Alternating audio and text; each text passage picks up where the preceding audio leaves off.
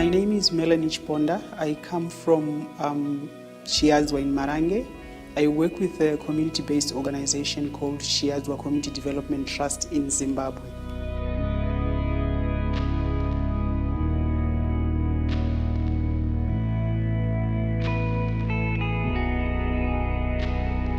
I work with women who are negatively impacted by mining, and the challenges that most women face is the loss of land as a result of mining-induced displacements, loss of livelihoods, and also loss of social services.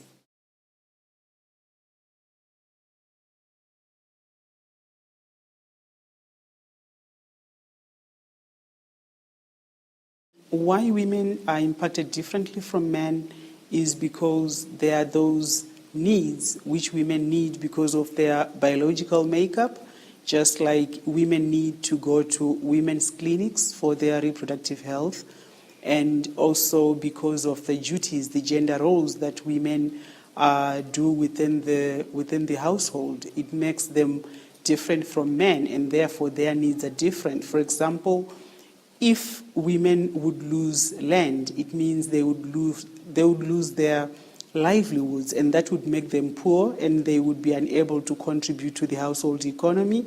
And this means that women would be pushed further into the periphery, because a lot of men in Zimbabwe, and I guess in a lot of African countries as well, they find employment outside the home.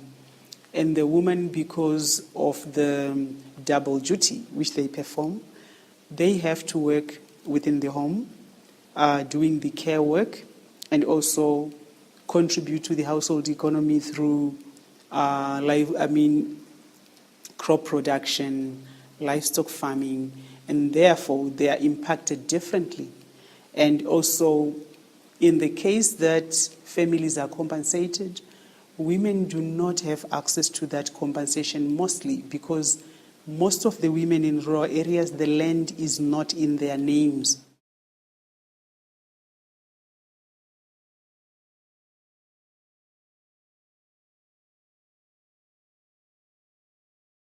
Well, if I would look at Marange in particular, Marange is a diamond area, and in Zimbabwe it is a militarized area.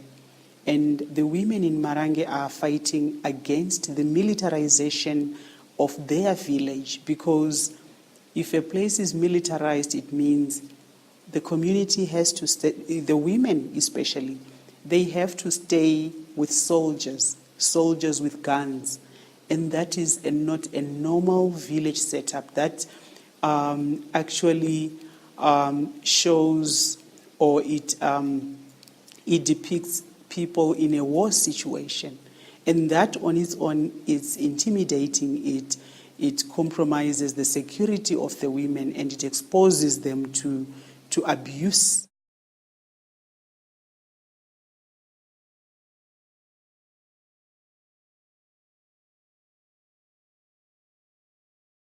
What struck me with this JASS Women Feminist Movement Building School is that we were able to discuss about those issues that affect us as women.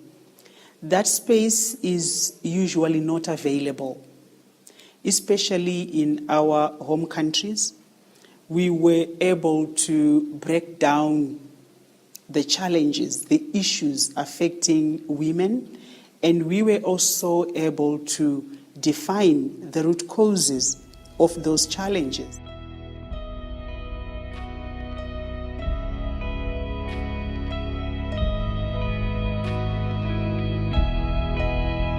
My organization would change as a result of the school, in the sense that we'll be able to, we have learned a lot from each other, we have learned a lot from the facilitators, and therefore when we go back home, we realize that there is a need to have strategic partnerships within the region so that we can have actions of solidarity with other women affected by the extractives.